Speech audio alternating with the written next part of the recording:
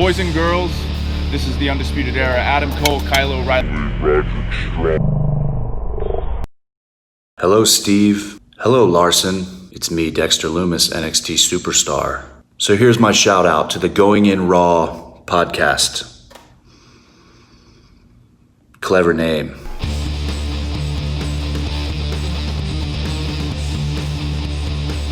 Hey, Friendo, Steve here. And Larson. And welcome back to Going In Raw, the only pro wrestling podcast you need to be listening to right here at youtube.com/Steve and Larson. Available wherever podcasts can be found. And, of course, taped live at the Twitch at twitch.tv/Steve and Larson. A couple plugs here. Of course, this Saturday, we're going to be doing our live reactions to AEW's Full Gear. Later on today in News Brief, we'll talk about some of the comments that Cody Rhodes made today during Cody. I'm just got used to saying Cody at this point. Well, you've called him by three names thus far: Cody Rhodes, and Cody. One of those is right.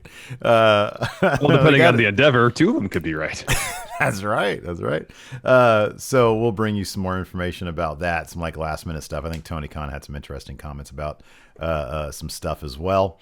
So that'll be cool. And then, next week is Pledge Drive Week. Pledge Week. I'm excited for Pledge Week. I got to come up with some grab. We got to film maybe some little stuff, some things, some pitches to the people. I don't know we're going to have time to do it, but we could try.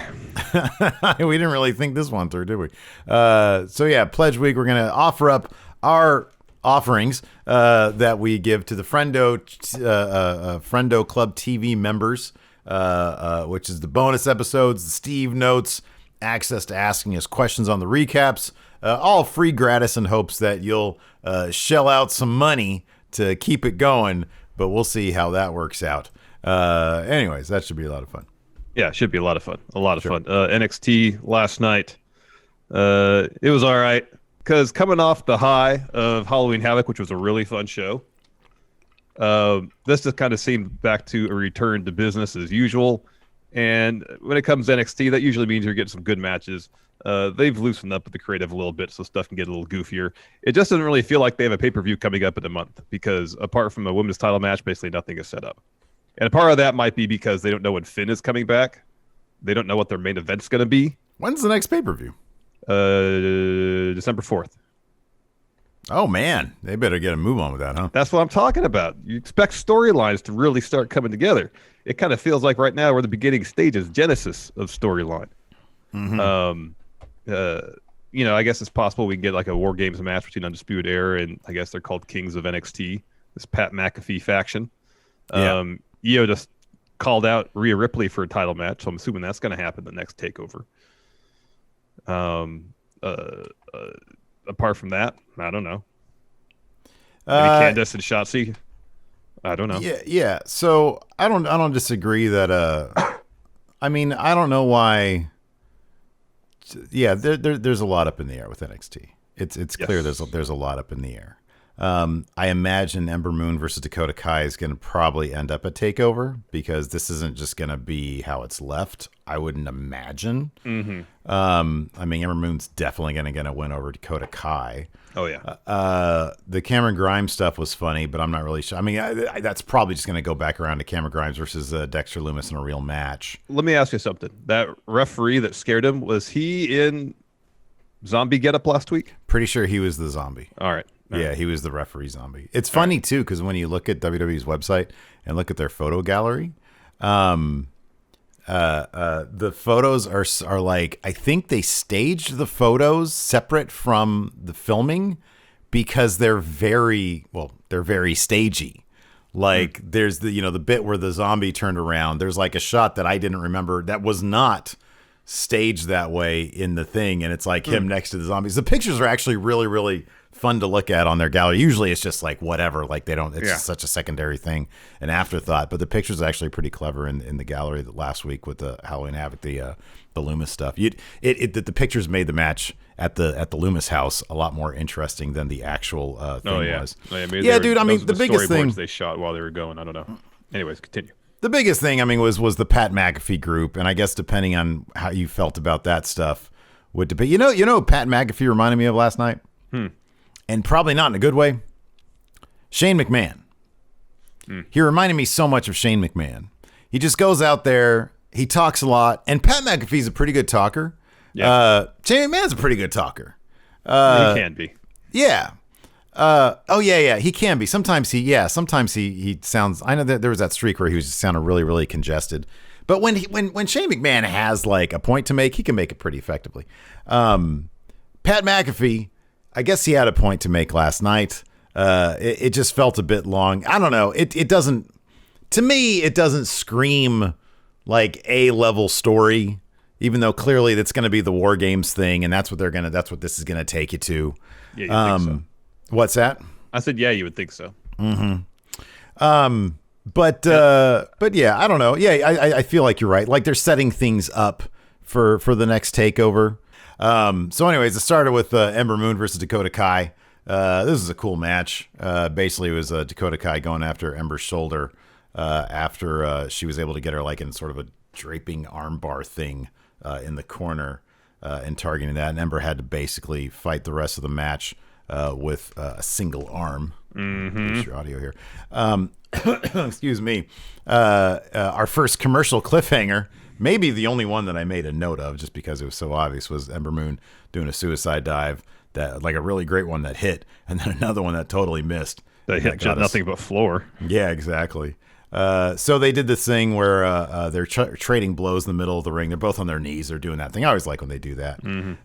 Ember sort of does the very clever. She's like, here, I'll give you a free shot. I'll give you a free shot right here. And the Dakota Kai takes her up on the offer, but it was a big old swerve. Ember Moon's been watching Thatch as Thatch can. She turns it into like a crossface thing. Kai rolls it over. They do like a bunch of roll-up attempts, which ends up with Kai countering that into an armbar and Ember's already busted up shoulder. Amber. Let's see here. Yeah, so she's just working that over. But in the end, as Ember's really coming alive, Raquel Gonzalez kind of like distracts the ref, and then Dakota Kai takes advantage of that by kicking Ember Moon like off the top, and then hits a GTK go to kick for the win. Yep. So a solid match. Yeah, it was fun. And Dakota Kai made her point. She said, "Hey." In the end there, she said, hey, you thought I was the same person as I was when you left. That's not the case. So point has been proven. she's not a stepping stone. It's a good first story beat for Ember Moon because she has to understand that it's not the same NXT that she left a year ago, or more than a year ago. So after that, we got a Cameron Grimes interview. He's kind of creeped out, scared, because he's kind of standing there talking to himself. Mackenzie enters. He kind of jumps a little bit. He talks about how he didn't really lose at Halloween Havoc. There wasn't a tap. There was no pin. The ref was a zombie. He's just worried about tonight, and he's going to cave in KUSHIDA, and then the zombie ref from last week enters to let him know his match is next, and then that just scares Cameron Grimes. He runs off.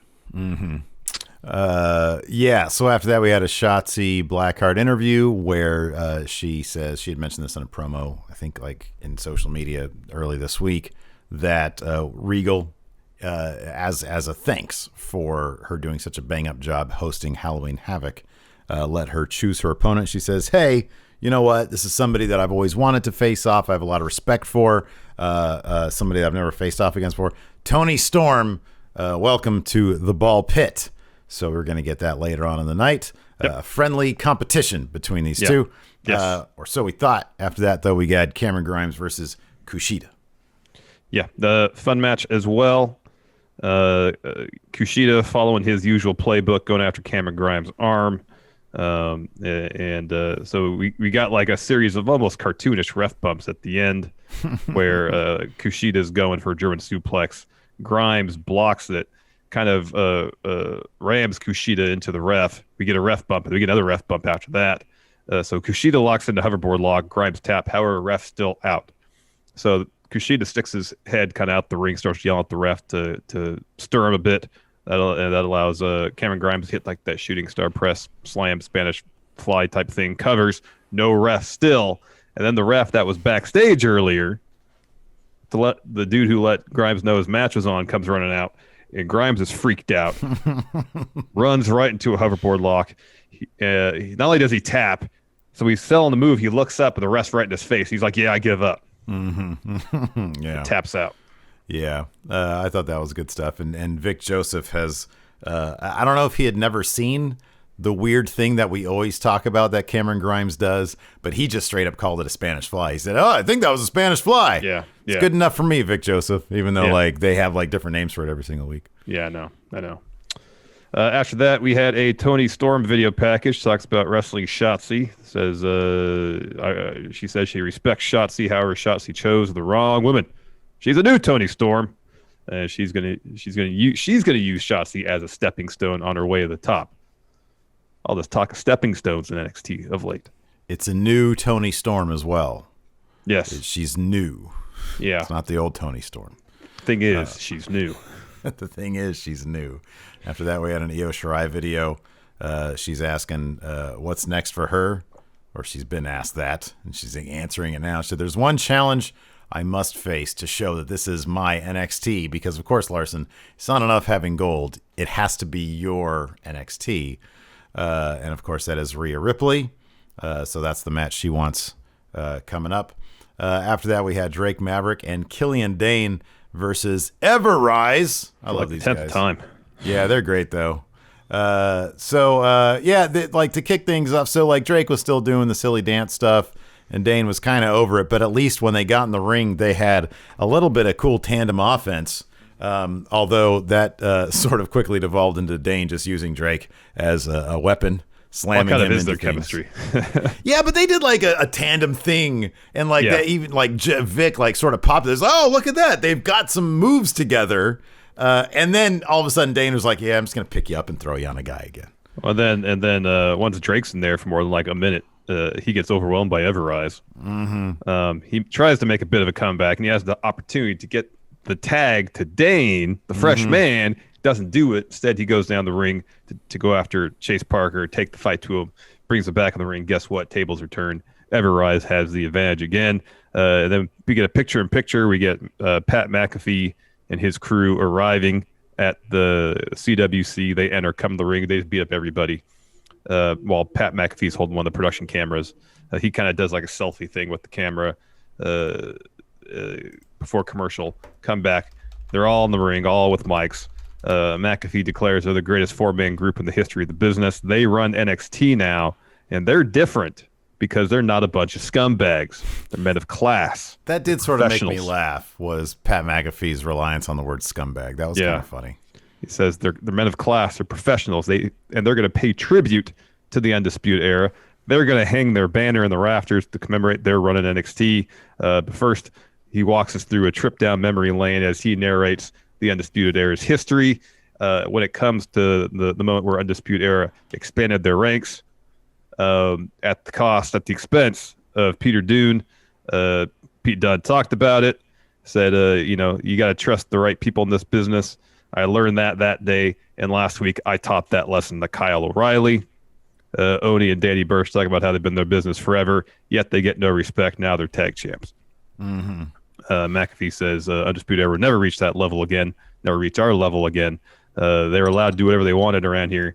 But after one run-in with Pat McAfee, that all changed. Mm-hmm. It's time for their reign to begin. And he's like, hey, let's raise this up to the rafters and never hear of the Undisputed Era again. And so there's like a bar that comes down. I like how McAfee was like, should we, hey, let's put this banner on this rafter thing. Like, he didn't know what to call it. Yeah, but you know Which what is I fair, love because I didn't know what to call it either. Yeah, exactly. But like, he didn't sit there and stare at it and stumble. He's very comfortable. I mean, this guy, he's got, he's been, what did he say? He had like 8 different $1 million revenue streams coming in. Of course, one is his very popular show. So, I mean, he knows how to talk and everything. Oh, yeah. I just really appreciate it. He does come off as very natural. He does. But and sometimes that can mean, because he did stumble at a couple moments here. Like, he had a hard time saying commemorate, which isn't a huge deal. But there's a couple points where it wasn't a seamless transition from beat to beat throughout his script, if you will. Well, yeah. Material. When you haven't done like wrestling promos before, and I'm sure he's practiced tons. He probably practices in the mirror or whatever. But you're out there at the Capitol Wrestling Center. It's pretty intimidating. I'm pretty impressed whenever anybody can deliver a promo. I'm actually pretty impressed because this is a really silly experiment. If nobody's around, if you're in your room, try cutting a wrestling promo just by yourself. It's the hardest thing to do. It's not easy. It's not easy. It's not easy. I've tried it before. It's not Yeah, easy. I have too. It's not easy. Oh, I wish I had camera on that, Larson. So the thing comes down from the rafters. They're about to put the Undisputed Era banner on that, and then Pat's like, I'm starting to reconsider. We're a democracy here, aren't we? The four of us. Let's vote on it. So, does anybody here still want to do this? They all say no. And he says, well, would you rather throw the banner in the trash? Everybody says yes. Although technically Peter Dunne didn't make a motion one way or the other. But that's just kind of his thing. Yeah, he was just like stone-faced until like he had words to say. He was completely stone-faced or like mad dogging the entire time. Yeah. And then when they went to vote for it, he didn't say anything. He didn't say or do anything. So Oni and Birch put a garbage can in the ring. Pat tosses the banner in, and then he lets Peter Dunne do the honors, light it on fire. So they leave. They go out towards their SUV. Killian Dain attacks. They fight him off. And then I think Pete Dunne boots him and then kicks the car door into his head. And Pat McAfee's like shocked by it. He's a little put off by it. He pretty much tells him, that's too much. We got to get out of here. You know what would be a really fun story? And I'm trying to remember the movie analogy I'm thinking of.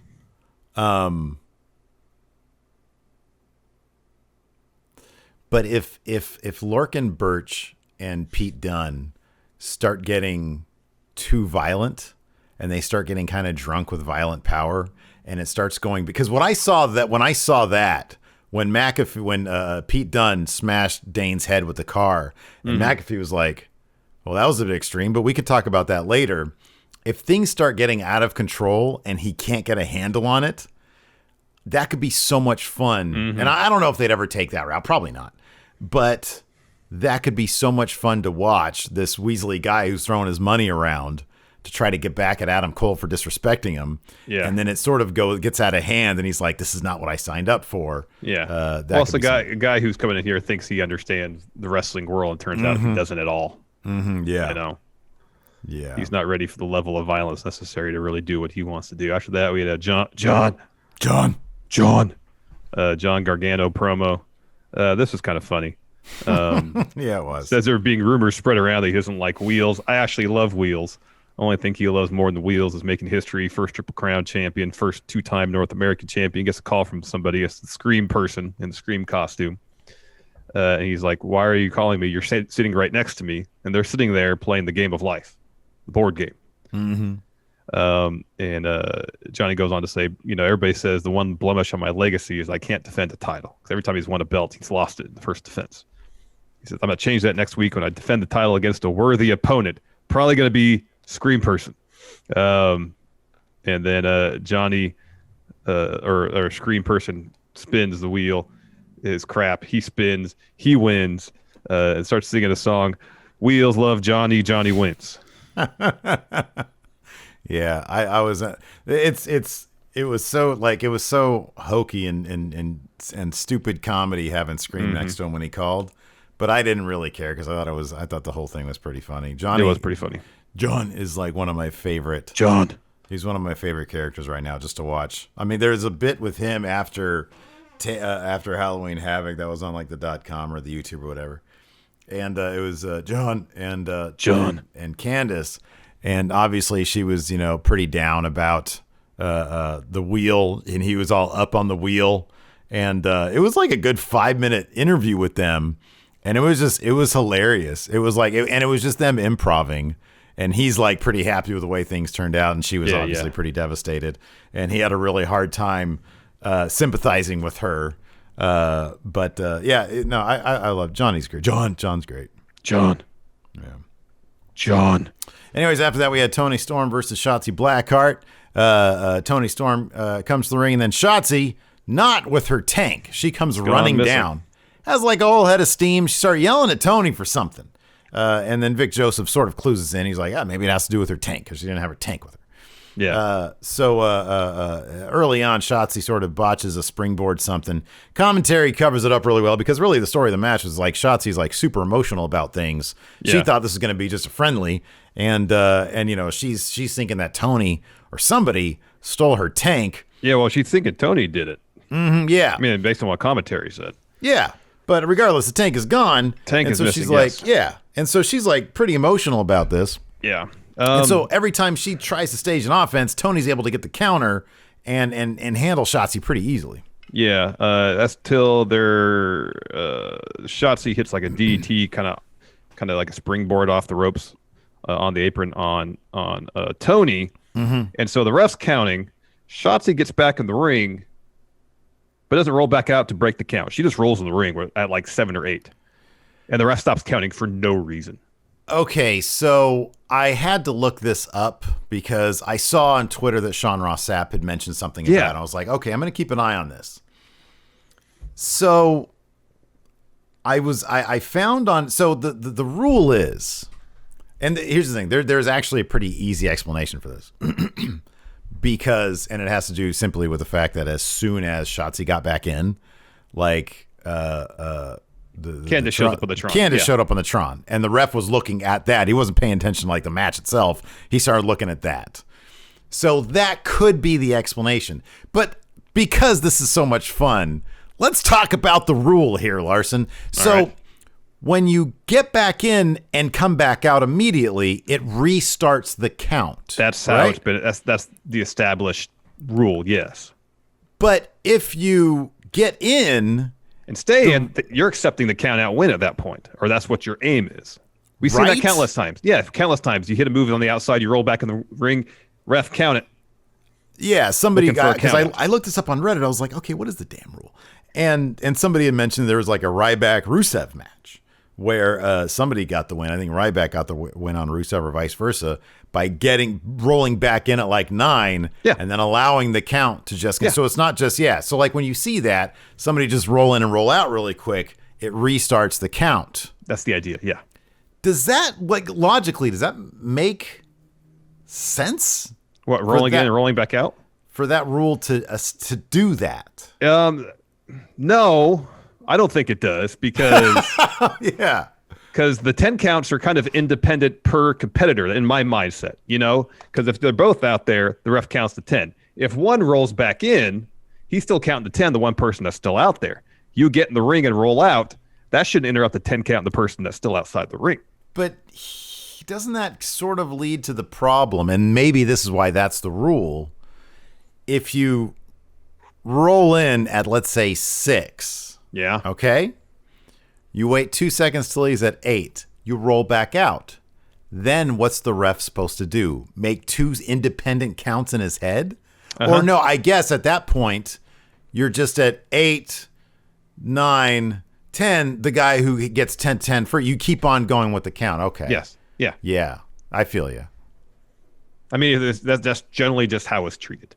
If one person, if they're both out, they count to 10. If one person gets back in, the 10 count continues, and that shouldn't stop because someone rolls back out. You know. Yeah, but breaking it, you just go in, go out really quick, and that restarts the count. It's one of those things you just got to accept. Doesn't make a lot of sense. No. Yeah. And the rationale is probably, as you said it, well, the ref can't have 2 separate 10 counts going that aren't on the same beat, so he has to stop the count. I understand that, but just the way it's generally treated it's not just one flat 10 count. It's 2 independent 10 counts. If you do this at 5, you roll in, you roll out, and the ref keeps counting to 10, and the other guy gets in, well, what's the other guy who had rolled in and rolled out? What's he at now? Then you do need 2 counts. Yeah. Okay. Yeah. All right. So I guess that does make some amount of sense in terms of keeping things. I mean, again, you just kind of have to roll with it. So as you mentioned, Candace shows up on the Tron. She said, "Oh, look, I found your tank in this parking lot or something. I promise I'll watch it, or on the side of the road. Promise to watch it for you." And then Toni rolls up Shotzi from behind to get the win. As soon as the pin falls, counted, Candace continues.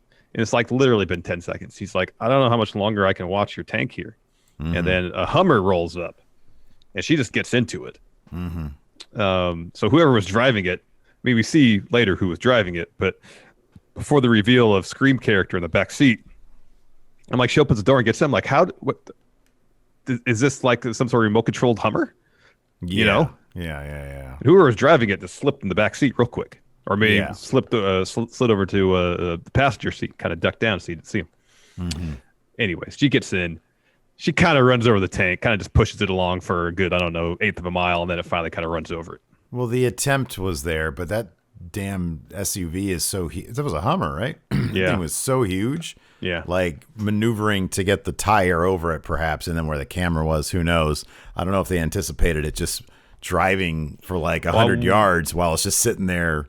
I wonder if what should have happened is getting the Hummer back up a bit to get some speed up and then try to run over it. Yeah, probably. Because you're going from a full stop and accelerating, I don't know, not very far. Yeah. And so instead of getting enough acceleration to actually make an impact, you're just kind of pushing the tank along. Because once the Hummer got up to speed, then it kind of ran over it. Yeah. So yeah, I love how Shotzi sold this like it was a horror movie. She reminded me of the lady at the end of Texas Chainsaw Massacre, except that was like more screaming and horror of joy as well because she got away from Leatherface and his family. But yeah, and then Toni tried to console her, and Shotzi wasn't having any of it. I thought it was really good stuff. Mm-hmm. Yeah, I thought it was pretty good too. After that, we had I left the room for a second. I came back and this is the Legato parking lot bit, right? Yes. Okay, so after that, Legado del Fantasma in the parking lot, talking crap about Jake Atlas. He rolls up and he's like, "Oh, Jake," Santos like, "Hey, Jake, I'm happy to see you." Jake pulls out a baseball bat or a pipe or something, starts to tell. Well, he gets attacked, but then he has a baseball bat, so he fends off Raul and Joaquin Wilde, and Santos just sort of sits back and smiles as Jake gets back in his car and leaves. So Jake got a little bit of comeuppance, but I wonder if that smile on Santos's face was, oh, the game is afoot, or I might want to get this guy into my crew. Maybe that's what he's thinking. I don't know. Could be. It could be 4-man. Everybody likes the 4-man group these days. Yeah, that's where we're headed. Next, we got a Thatch Can live session in the ring. This week's student, Akeem. In today's lesson, reversals. So first things first, he shows the proper form for a guillotine choke. Akeem taps immediately, and so then he shows how to reverse it. He reverses it into double wrist lock. Akeem again taps. Instead, Thatch cranks a little bit further on it. Eventually, he gets up, and Akeem's like, "Come on, man! I thought this was just supposed to be an exhibition." And Thatch is all, "Oh, are you tired? Do you need some water?" We can get him some water. Yeah, apparently Akeem wasn't paying attention last week or 2 weeks ago, whatever it was. We got the last apparently, one. NXT trainees don't actually watch the show. And so he says, "Now, Akeem, it's your turn to reverse." So, he's doing all the things, reversing it, trying to reverse it into the wrist lock. Instead, Thatch escapes, pulls him up, ankle lock. Akeem's in there tapping. Thatcher releases, and then Anthony Green, whose new name is Austin Gray, which they say, "Oh, that's Austin Gray," even though last week or 2 weeks ago he had already referred to himself as Anthony or Andrew or whatever. Anthony, I think. And then, well, then I guess Thatcher called him like 3 different names, so I guess they can get around it that way. Yeah. He attacks Thatch, gives him a super kick off the apron, and Thatch sort of is freaked out topples over by the barricade, yeah. This is cool, man. I'm glad they're debuting a new guy with a new name, and he's going to get into a program with Thatch, man. I think that's cool. That is cool. It's very cool. After that, we had a Xia Li interview. So she's asked about all these letters she's been getting, and she just says, "They've been from my family. It's personal." She doesn't want to get into what they're actually about. But she needs to turn things around. Regal walks up, hands her another letter. She reads it, and she says, "I need to challenge Raquel next week." And Regal's like, "Why do you want to do that?" She says, "Because she dishonored me, so I got to take her on." He's like, "Oh, okay. If that's what you wish, I'll make it happen." Yeah. Regal's very concerned about these letters, man. Seemingly, yes. Yeah. Then we got a quick Rhea Ripley video package. She just pretty much said, "I'm going to leave 2020 like I left 2019 as women's champion." Yes, and then next week we get John versus mystery opponent, probably Scream. Oh, that's what I was going to talk about. Forgot about that. Who's Scream, Larson? So I had mentioned that maybe a potential candidate. So obviously last week we talked about the possibility. Could be Austin Theory. It could be Indy Hartwell. Could be both. There could be two Screams. Maybe one was with Candace, one was with John. John. The only reason I bring up Robert Stone is because of the tank.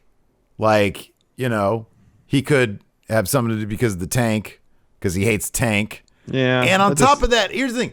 The comedy bit, like the fact that he's still in the costume and he's there, like Austin Theory, he should be like too much of a serious wrestler guy to be still in the Scream costume. That's what I was thinking. Like the reveal, it can't, like, this is goofy comedy stuff. That doesn't scream Austin Theory to me. Yeah. If there was a reveal in a more serious manner this week, then okay, I could see Austin Theory or Indy Hartwell. But the fact that this person is still rolling with the Scream costume, I just don't have the Garganos and Robert Stone had any interaction. Not really. No, which is why it might not make a lot of sense, but also it's not like Robert Stone brand has really taken off or anything. Yeah, it would just be one of those things where it kind of came out of nowhere. And, you know, Robert Stone brand hasn't necessarily had the best of luck in terms of actually doing anything. So what is necessarily in it for the Garganos to associate themselves with him other than just to use him, you know? I don't know, but a new group of Robert Stone brand where you've got the Garganos, because their brand of, I mean, it's comedy. It's not strictly comedy, obviously, but there's a comedic slant to it. Is kind of in line with him. Oh, definitely. I see that. Yeah. So like that. Tonally it works. Yeah. Apart from that, like motivation, I don't know what that would be. There isn't one now. One could be written in. Yeah. But yeah, I don't know. I mean, I would be kind of surprised if they didn't. Usually, the question, look, this is the main roster. Clearly, they wouldn't know. They would have no idea. Under the mask. No. NXT is a bit different, though. Yeah, definitely.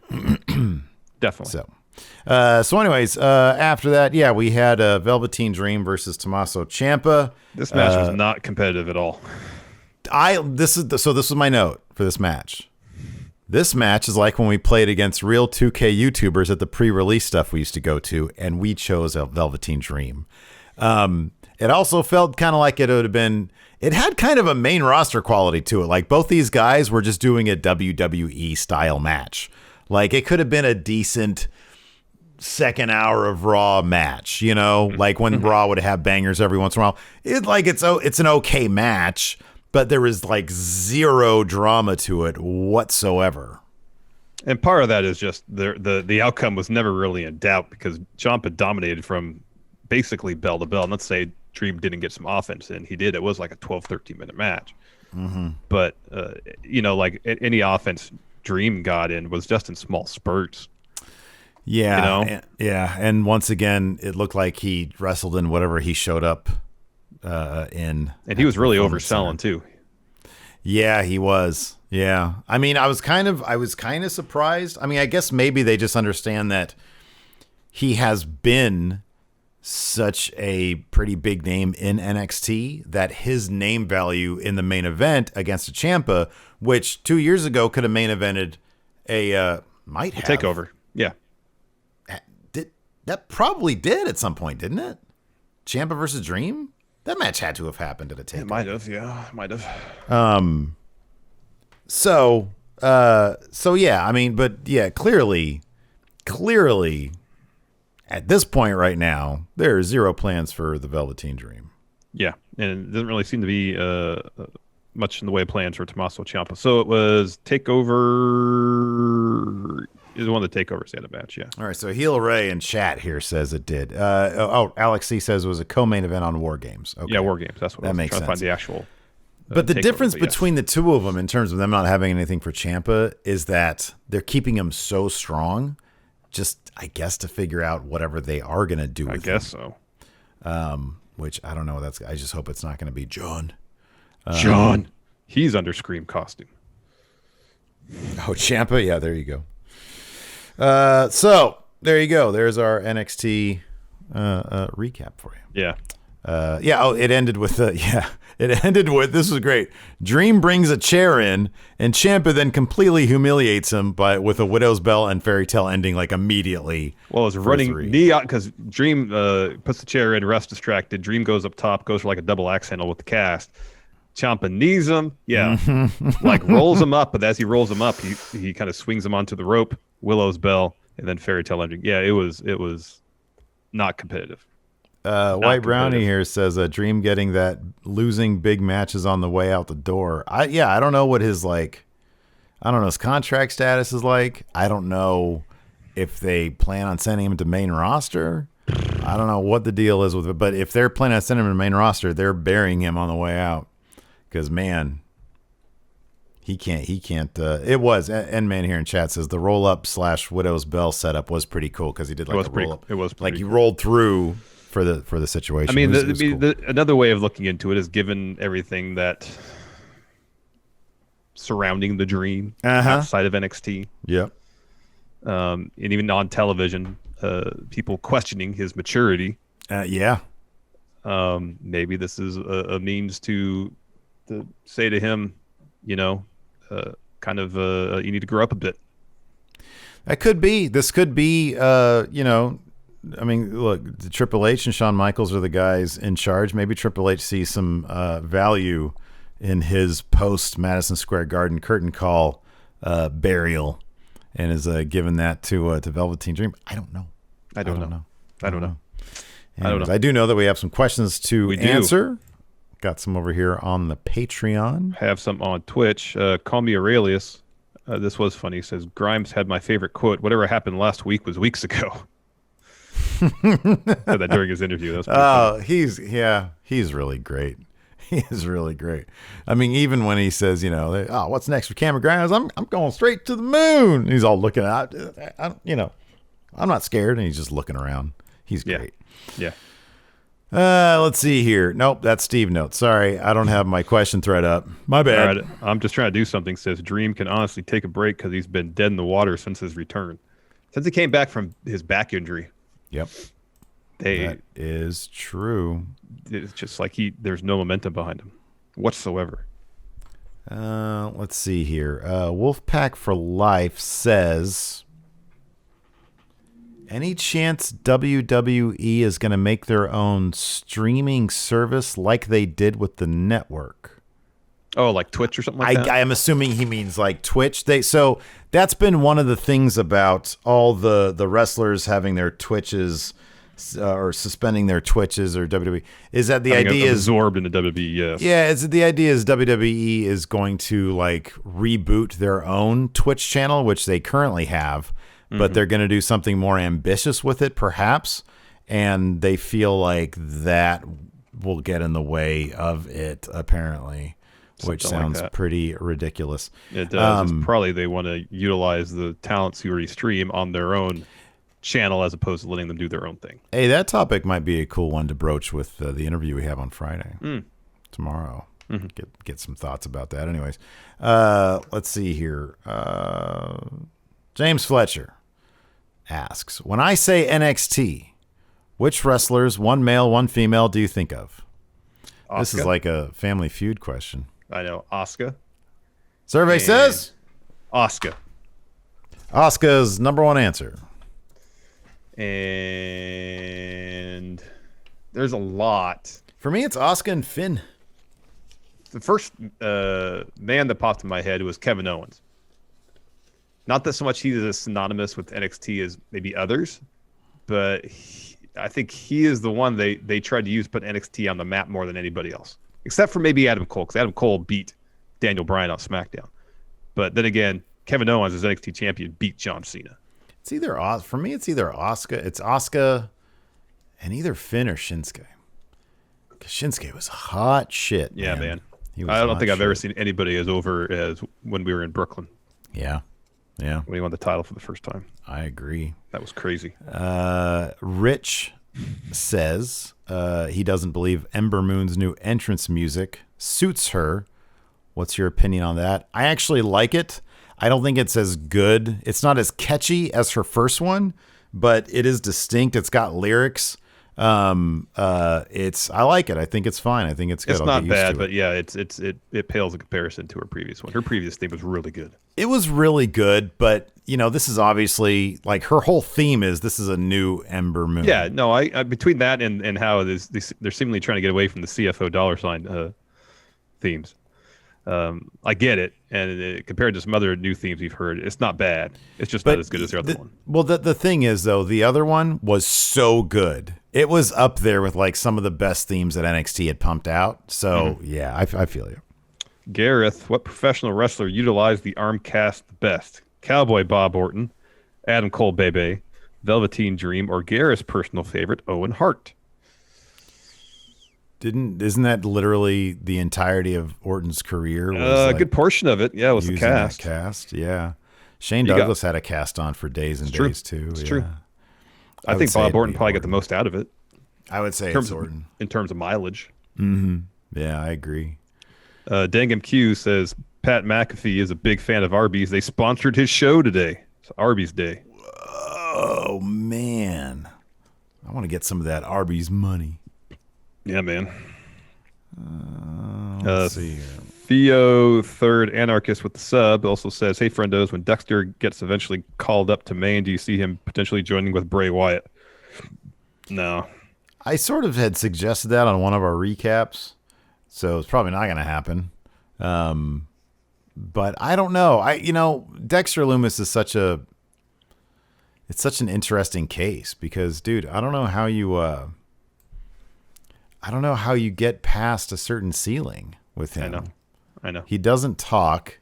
He's got like a top 10 current roster look. His look is great.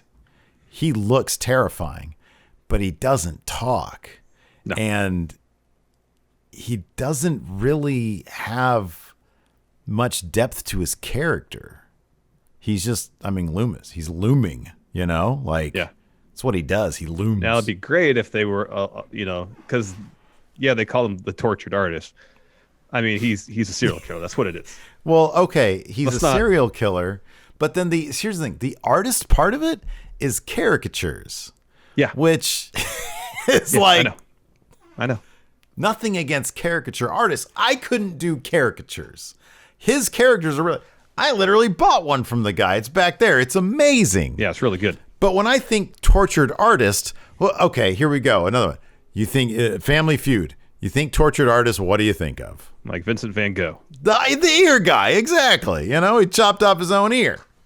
Yeah. And, he didn't do caricatures. There is a certain level of humor, maybe, because we see it a couple times where he does a caricature, but does some like really grisly, horrific scene. Yeah. He's done that before. Yeah. There's humor value there. But if they want to kind of dance around the idea that his character is essentially a serial killer, there's a limit to what they'll allow, the depth they can bring to that.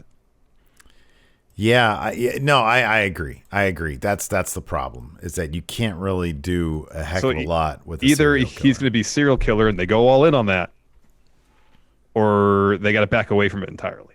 They're trying to have their cake and eat it too, and it's going to be limiting for him. Can you have a... Because, look, unless he has something... Unless they do unlock more of his character. Like The Fiend, right? The Fiend is a main eventer not because he's a horror movie character. It's because he's got so much history that led to that. Mm-hmm. And he brings that out in his stories. That's been motivated on the show. Without that, you have basically the boogeyman. Mm-hmm. And as we know, the boogeyman never made it over... was never like perpetually anything more than a mid-carder. Mm-hmm. And that's sort of where Dexter Lumis is going to end up if they don't add more layers to his character, because he's got everything else. He really does. Mm-hmm. He's a fun wrestler. He's got a great look. How do you add layers to a guy who essentially is a serial killer? Yeah. Without acknowledging that he's a serial killer. He would have had to have been branded more along the lines of Killer Cross when he came in, who is a really good talker. And I mean, for all I know, Dexter Lumis is a really good talker. I don't know because they don't let him do that. But Killer Cross, I mean, he's got the Hitman thing going for him, which maybe isn't far away from a serial killer, but you need to add something to it, you know? Well, with Killer Cross or Karrion Cross, it's that, but also there's kind of like a vaguely supernatural thing too. Yeah, they keep that really vague though. Yeah. And I mean, I know he didn't come out and drop a promo talking about being a hitman, but at least with him, it was like, okay, he's the living embodiment of the apocalypse. What does he want to do? He wants to destroy NXT, or at least reform it in his post-apocalyptic image. Yeah. With Dexter Lumis, what's the motivation? What is it? You know, is it just serially killing people? And then doing caricatures about it. Yeah, right. White Brownie. So Io versus Rhea is going to be pretty much loser leaves NXT, right? Maybe it could be, but there's been countless matches that I thought maybe that was the possibility and never came to fruition. So they're probably not going to say it, but if Rhea loses, she's moving on. Yeah, that's solid. Yeah, if Io loses, maybe not. Yeah, I don't think it's solid for her. If Rhea loses, she's moving on. I mean, I can't believe anything else. Yeah. ANJ Network says, wouldn't surprise me if we have yet another Drew McIntyre type situation with Dream. Perhaps he resurfaces and ultimately has a similar reemergence elsewhere. Gets released. Kind of, repackages himself for a few years. I get the feeling, so like that's a possibility. I get more of the feeling that WWE really sees a lot of potential in him, but they also understand that even at this point, even though he's like main evented takeovers and stuff, there's a lot of growth that needs to happen. But I think they probably understand, or they think anyways, this is the feeling I get. I have nothing to base this off of. He is a tremendous talent that they have spent a lot of time and money on. You don't want to let that go unless you absolutely have to. So they're probably maybe just trying to figure it out, you know, and get his head right. And maybe it'll be a good investment. Maybe it won't. But they don't want to let the guy go. He ends up going to Japan, getting his head right, and then goes to the competition or, AEW or whatever, and then becoming something really, really big. And then he's gone. And basically he built his name off of all that time and effort they spent on him. Mm-hmm. Crossface Chicken Stain says it's always refreshing to have a champion that wants to fight the best of the best, like Drew and Io. Mm-hmm. Yep. I wonder how many more weeks. Like they've got Takeover coming up, like you said, in early December. Yeah, about a month. Like the situation with Finn, how long are they going to give that? Don't know. But I guess if that's a situation where they can have War Games main event that show, if that's the plan, to kind of cover up for the fact they're not going to have an NXT title match. Go with the spectacle of War Games instead. Yeah, that's true. That's totally true. And they'll have like a really good North American title match. Brandon Monroe has a question about the Dream, but we basically just talked a lot about it, but I wanted to give him a shout out because a lot of his questions we just referred or I just had answered. An idea. Yeah. So maybe, I don't know if it's going to happen this week, maybe another week. So let's assume that Gargano faces Scream character next week for the North American title wins. What if Damian Priest, I mean, it'd be obvious who it is, or but Damian Priest puts the costume on, beats Gargano, takes the mask off. Hey, I beat you, haha. That could happen at some point. The fact that Gargano made such a point this week of saying the knock on me is I can't defend my title, and made such a point of saying a worthy opponent. Yeah. That would be hilarious if he brings a Scream guy out there and he's oblivious or just sort of barely references the fact that he's like all of a sudden 7 feet tall. That'd be good. That'd be funny. Night by Night, which NXT superstar would you be most comfortable co-adopting a cat with? Who's a cat person? I'll tell you someone who's not a cat person. Me.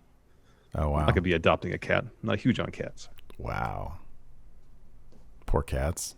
What'd they ever do to you?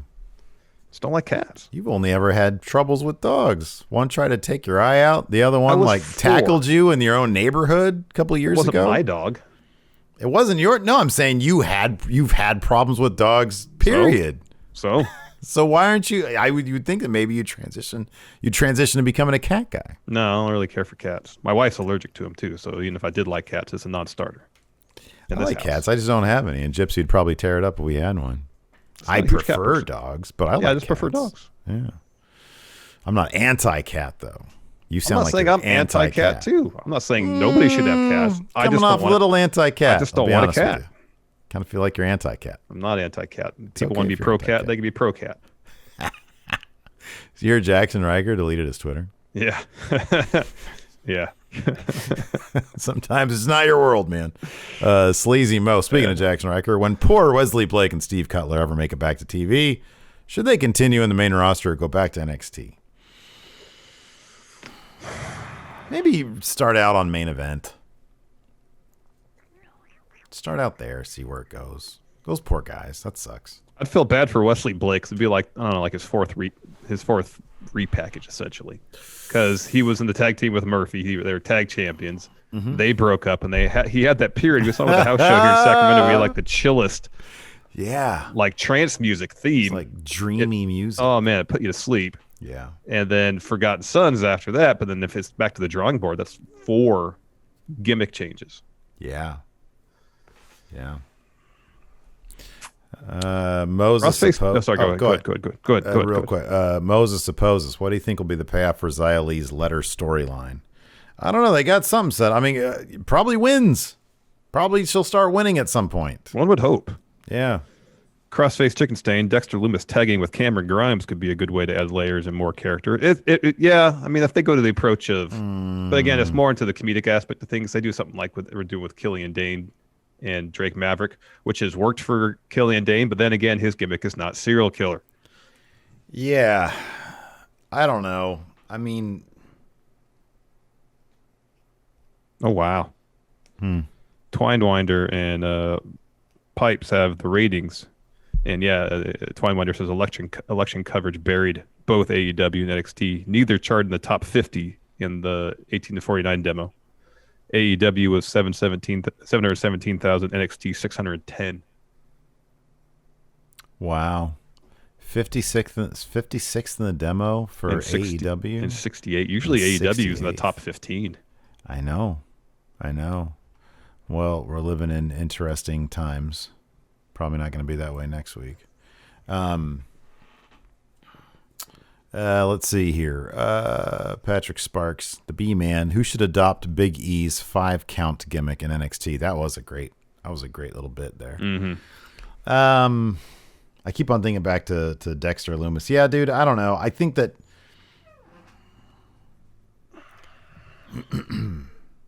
I don't know what you do with Dexter Loomis. I mean, his ceiling right now is kind of where he is, but in NXT, you know? Yeah. I mean, I could see some parallels to where Elias is at on main, to where Dexter. I was thinking of Elias also, NXT, where they're both with a gimmick that has some potential to be entertaining, but just in a very particular spot in the card. And really, it's incredibly difficult to go higher on the card considering the limitations of the character as presented to us. Yeah. Yeah. Ed Fry says, Tom from Cultaholic put up that the changes in Ciampa's character might be that they might be setting up a new character to debut on Raw or SmackDown. Oh, as far as Ciampa going to Raw or SmackDown?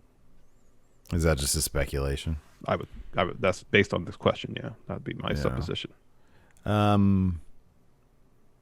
There's nothing unless it's funny because like with Gargano has shown that like he's malleable enough to do a rebrand like he has. I don't know like that they would want to stray Ciampa from his wheelhouse. You know what I mean? Mm-hmm. Like what other gimmick are they going to give Ciampa the way they've rebranded Johnny Gargano? He ain't going to do comedy stuff. Nobody wants to see that. No. He's been a heel. He's been a face. We've seen it both ways. He just needs like he needs fresh creative. Alex C says, is the McAfee dynamic you're thinking of the narrator from Fight Club and it becoming Project Mayhem? If so, is Peter Dune actually Pat's Tyler Durden? No, because we could see him. It should be interesting if it's the other way around, where Pete Dunne is the Ed Norton character and Pat McAfee is the Tyler Durden.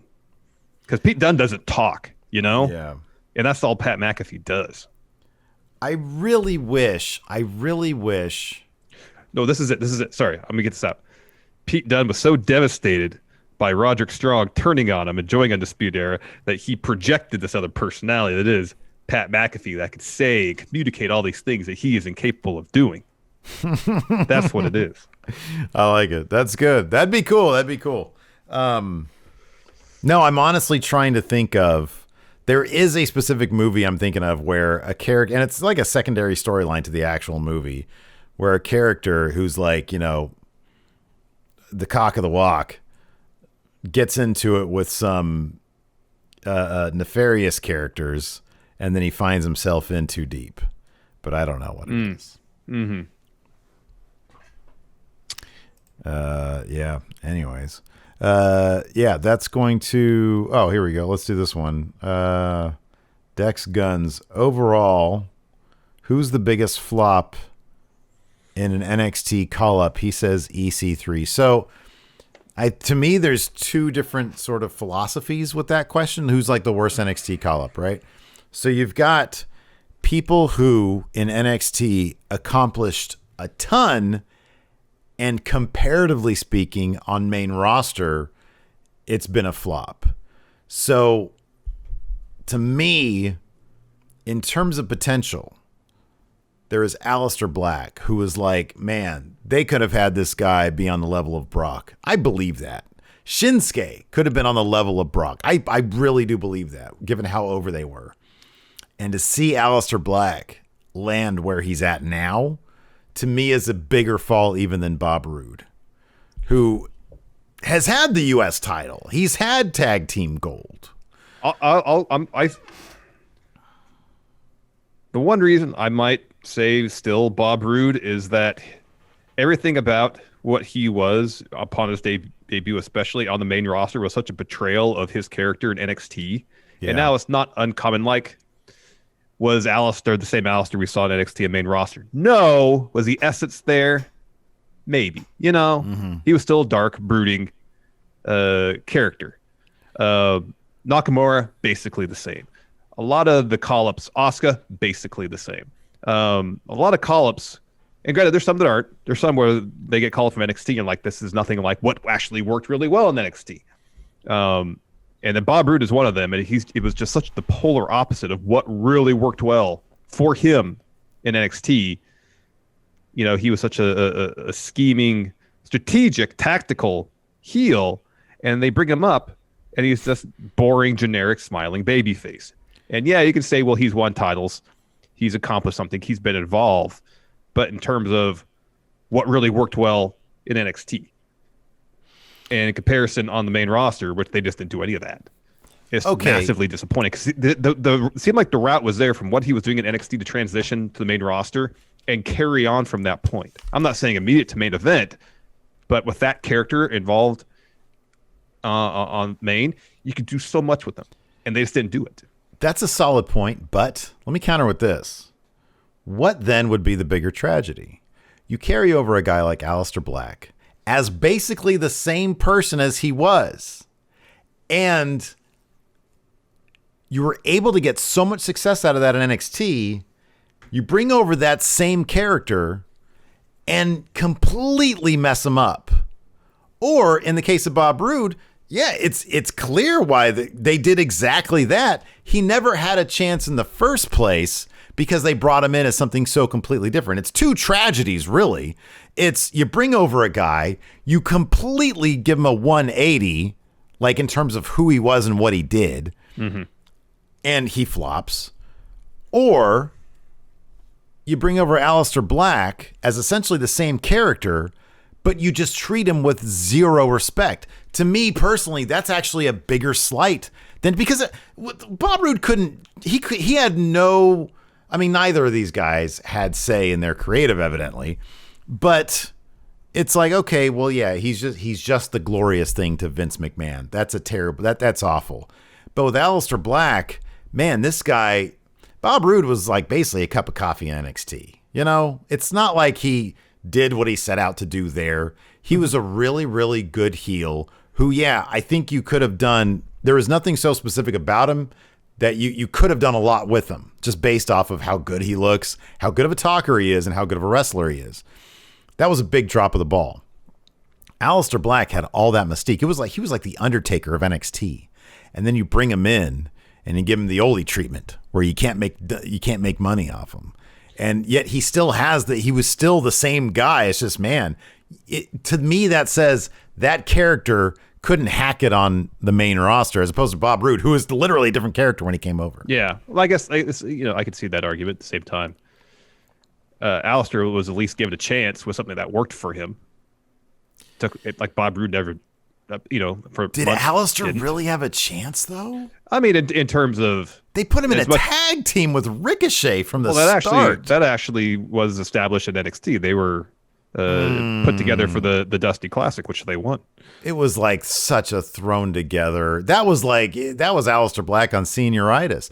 The fact that they threw them together, and then on main roster where the entire idea is let's take this guy at his best and make him a star now on main roster.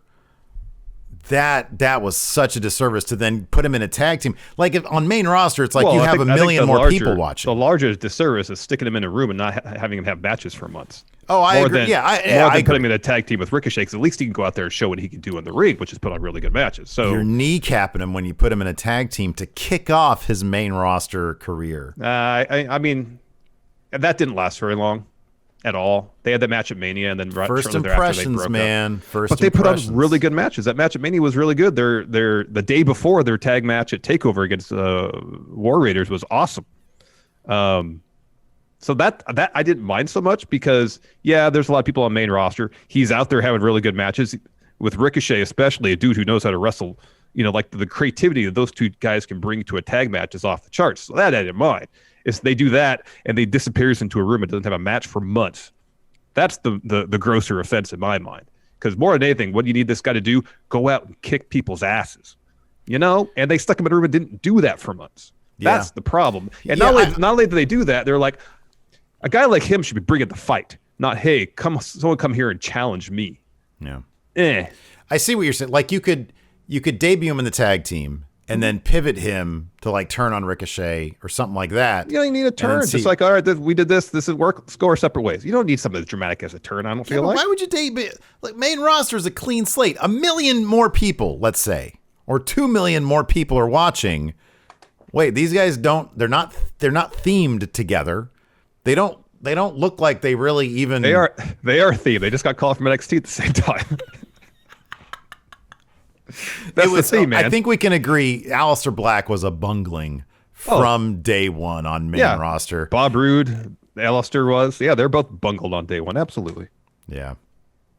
So no matter how you cut it, it's a massive. It's just Aleister Black to me, like Bob Roode. I know what you're saying. I like Bob Roode, man. I think he was great in NXT, but I don't think he came close to what Aleister Black did in NXT. Because, dude, he was like the freaking Undertaker there. No, I understand that, but not everybody needs to be or can be the Undertaker for promotion.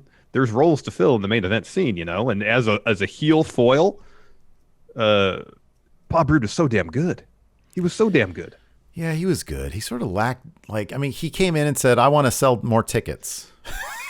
No, he said, I want to make this place all about money and bring CEOs. Yeah, did he do that? No, but that was his first promo. He moved on from there. That didn't bother me. Yeah, look, man. I like Bob Roode. The way he get into people's skins on the people's skin on the mic really entertained me. Like he just about drove Roderick Strong crazy. Yeah, that was wildly entertaining. That was an underrated feud. Wildly entertaining. Yeah. And when he turned on Ty Dillinger, which we all knew was coming, and Ty put the blinders on.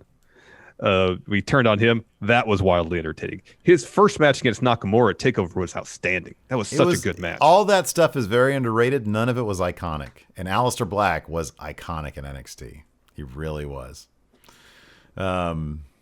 Yeah, it's funny. I'm just trying to do something. Says Bob Roode's theme hindered him because you knew. Boy, you should have. We should have seen the writing on the wall on that one. Yeah. As soon as he quantum leaped out, he was just the theme. Yeah. O-Dog asks, is Austin Theory, NWO, Ricky Stark seem like the same character in person, but worse? I would not. Austin Theory's a really good wrestler. But in terms of sheer charisma, he doesn't come close to touching Ricky Starks. Ricky Starks is, man, next level. He's going to be huge. Yeah. Huge. Yeah. A lot of people here in chat mentioned the Ascension. The Ascension are an interesting case. But if you look at the details there, their year-long reign as NXT Tag Team Champions was against like the weakest of classes, you know? And yeah, they might have been something good if they weren't saddled with that awful career-burying promo on their debut. That's totally a legit point, but it's kind of a different. That was such a different era of NXT. It was, and you know, if you look at the potential and the ceiling of Aleister, Ricochet, even Bob Roode. As opposed, because like Ascension were a really good tag team, you know, and they dominated NXT, and yeah, their debut was bungled. You know, they're like as singles wrestlers, you know, I don't think at least either of them had the ceiling of Ricochet or Bob Roode or Aleister or any, you know, a bunch of other NXT calls have been bungled since. You know, you're looking at perennial tag championship contenders, and that's a damn good career for a professional wrestler. Yeah, but that was kind of their ceiling, was really good tag team. Yeah, there's no doubt the Ascension were bungled. They probably could have had a really good career as a tag team. And I know that they tried to go back on the independent scene as something they were called. It was like the Wasteland. I think they'd use. I think it was called the Wasteland. Yeah. And then like COVID happened. I think that mainly threw it off. But maybe we'll see them again. Maybe they'll show up in AEW or do Tag League or something like that, or Impact. Impact seems like a good place for them. Anyways, that's gonna do it for us today. Thanks everybody for tuning in. We appreciate it. Until next time, we'll talk to you later. Twitch chat. Stay tuned. We might do our AEW predictions. Yeah, sure. Why not? All right. Goodbye. Be a part of the best pro wrestling podcast today at patreon.com/Steven Larson. Enjoy tons of bonus videos, including patron-only live shows, gameplay, and vintage 10 for the wins, access to podcast question threads, the Friendo Care Package, and so much more. Support Going In Raw today at patreon.com/Steven Larson.